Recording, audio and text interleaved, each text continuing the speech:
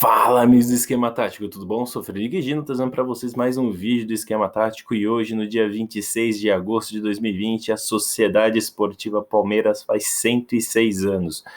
E ninguém do Esquema Tático esconde o time que torce, até porque todo mundo que gosta de futebol já torce para um time um dia, e eu torço para o Palmeiras, então eu vim fazer esse vídeo especial de aniversário do Palmeiras. Daí você deve estar se perguntando, Fred, por que você não está utilizando o manto do Palmeiras? Porque você está com uma camisa branca.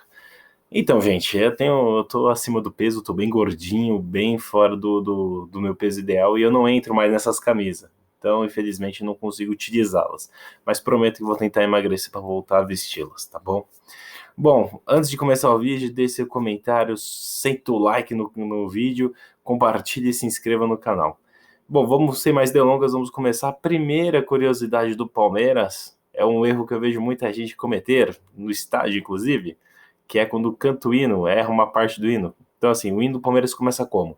Quando surge o verde imponente, no gramado em que a luta o aguarda, sabe bem o que vem pela frente, que a dureza do prédio não tarda. E muitas pessoas falam prédio, já vi muita gente cantando prédio durante o jogo. Eu falo, mano, prédio?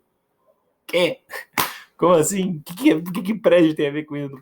Tem a ver com futebol? Bom, para quem não sabe, a palavra correta é prélio.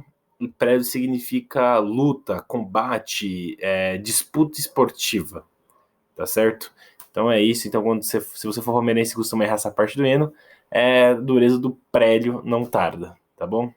A segunda curiosidade é que essa data de hoje, a data de aniversário do Palmeiras, está em seu escudo. Sim, para quem não prestou muita atenção, inclusive essas estrelinhas aí, a galera acha que é, tipo, homenageando algum título do Palmeiras e não é. As estrelas simbolizam o mês de agosto, são 8 estrelas, então, para simbolizar o mês de agosto.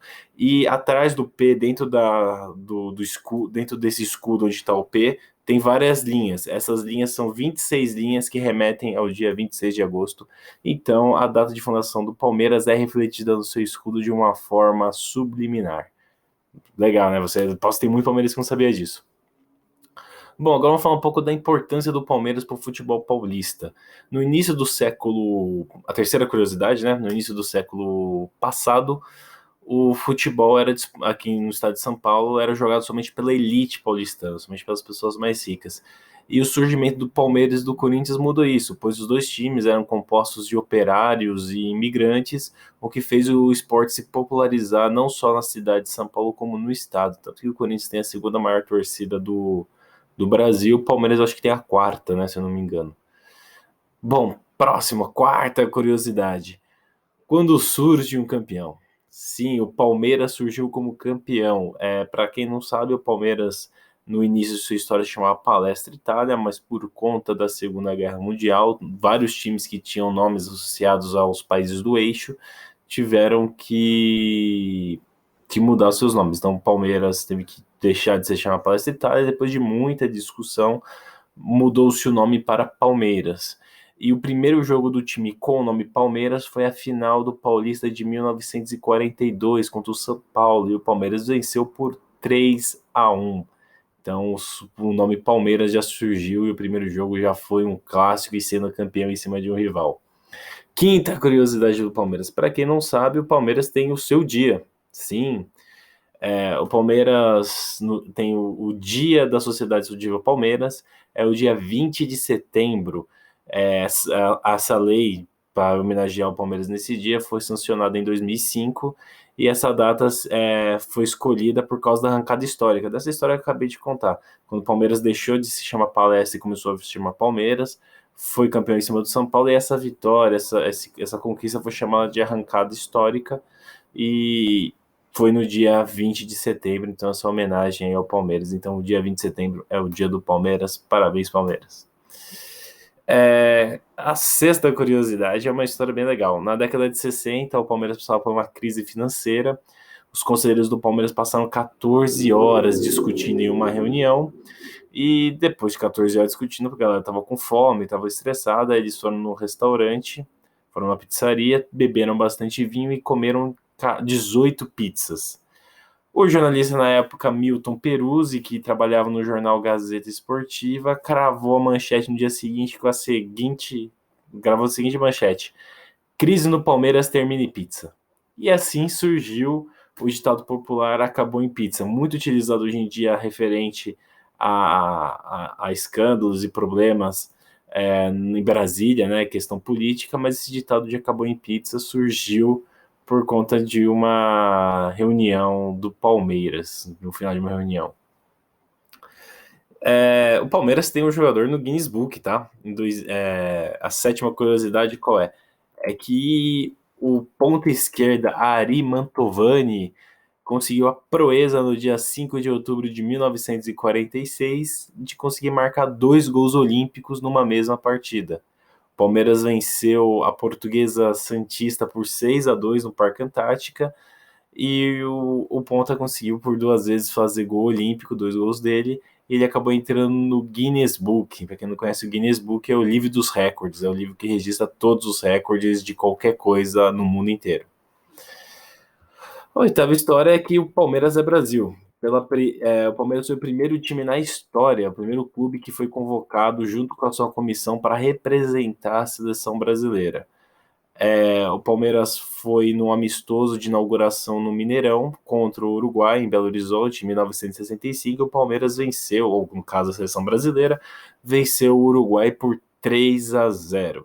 Então foi a única equipe na história do Brasil que foi convocada inteira para representar a seleção. E um detalhe, esse foi o único jogo que um técnico estrangeiro comandou a seleção brasileira, pois o técnico do Palmeiras na época era o Filpo Munhoz, um argentino, e ele foi até hoje o único técnico estrangeiro a comandar o Brasil em uma partida oficial.